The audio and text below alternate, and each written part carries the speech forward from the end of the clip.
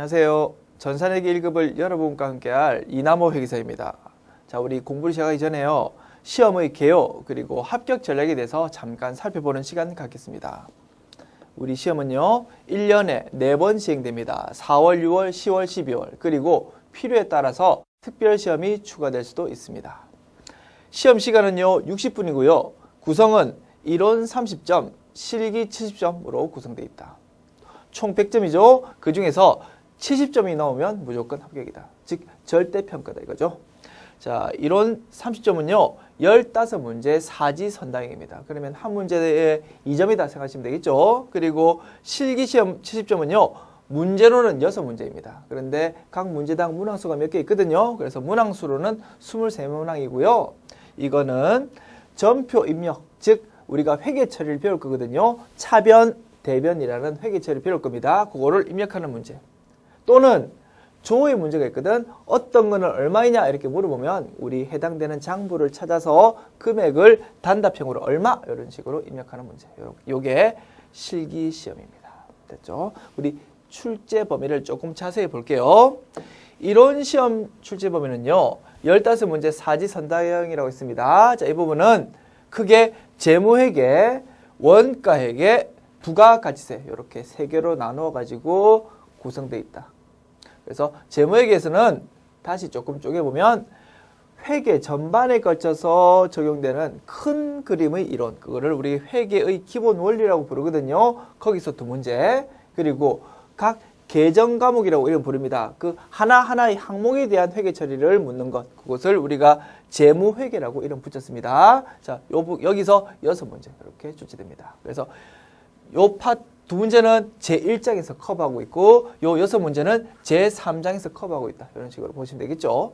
그 다음에 원가 회계는 4문제 출제되는데 우리 교재에서는 제5장입니다. 부가가치세 부분은 3문제인데 우리 교재는 제6장입니다. 됐죠? 그래서 나는 이런 주제에서 문제가 좀 약하다. 그러면 해당되는 단원을 집중적으로 보면 되겠지. 이런 식으로 활용하시면 되겠다.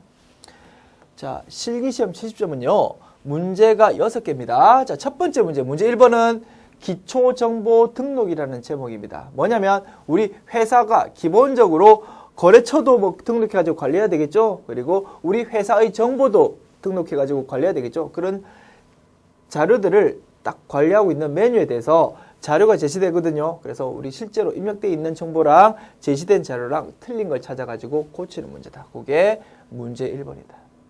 쉽겠죠, 그죠? 그래서 이런 거는 다 맞출 수 있다 이겁니다.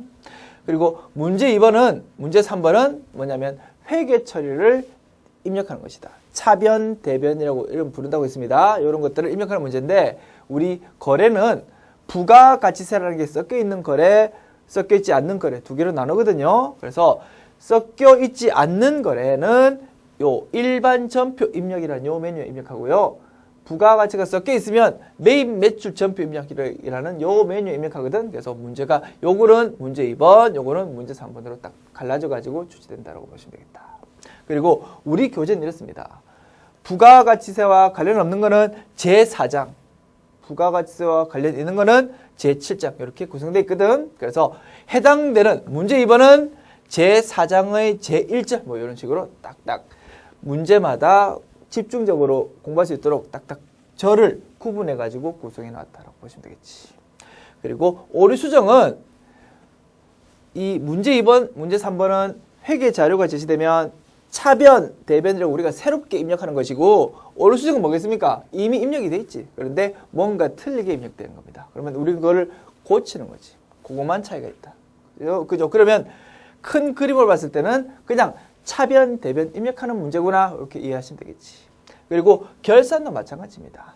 차변, 대변이라는 회계처리 입력하는 문제인데 다만 날짜가 12월 31일 결산일이 될 겁니다. 그런데 워낙 결산이라는 게 회계에서는 중요한 과정이거든요. 그렇다 보니까 이 결산 파트는 문제가 독립적으로 지금 출제되고 있다. 그지? 그래서 결국 2번, 3번, 4번, 5번은 뭐라고? 회계 처리를 하는 것이다. 이겁니다. 요것들이 문제 점수 비중이 가장 큰 거죠. 51점 차지한다. 결국 우리 전산회계 1급 시험은 회계 처리만 할 수 있으면 합격하는 시험이구나 이렇게 이해하시면 되는 거지. 됐죠? 자, 장부조의 문제가 문제 6번입니다. 그래서 해당되는 장부를 찾아가지고 금액을 단답형으로 입력하는 것이다. 됐죠? 그래서 말씀드렸습니다. 제4장, 제7장 이렇게 두 가지 장이 요 문제 2번부터 6번까지를 커버하는데 자, 그중에서 부가세와 관련 있는 것이냐, 부가세와 관련 없는 것이냐에 따라서 조금 더 세분화되어 있다고 보시면 되겠지. 그래서 4장은 1절, 2절, 3절, 4절 이렇게 구성되어 있고요. 7장은 1절, 2절, 3절 이렇게 구성되어 있다라고 보시면 되겠지. 그래서 해당되는 문제에 대해서는 요 절을 보면 되겠다. 이런 식으로 활용하시면 되겠지. 됐습니다. 교재 특징은요. 크게 두 가지 특징이 있습니다. 기출 문제로만 구성되어 있고요. 그리고 이론과 실기가 연계해서 구성되어 있습니다. 기출 문제로만 구성되어 있다 보니까 모든 문제가 일단 검증되어 있는, 신뢰할 수 있는 문제다 이겁니다. 마음 놓고 반복해서 연습하시라. 그리고 모든 출제 유형을 제가 다 분석했거든요. 누락되는 거 없도록 했습니다. 그래서 요 책 하나만 보면 된다. 됐죠? 그리고 중요한 유형은 계속 까먹지 않도록 반복해서 구성해 놨다. 그래서 조금 지금 이해가 확실히 안 간다 하더라도 조금 넘어가 주시라고. 나중에 뒤에 또 나올 거라고. 됐죠? 우리 회계시험은 처음에는 모르더라도 나중에 조금 실력 쌓였을 때는 눈에 보이는 그런 특징이 있다. 그죠? 익히려면 조금 시간이 걸리는 학문이다 이겁니다. 그러니까 일단 처음에 모르더라도 넘어가 달라.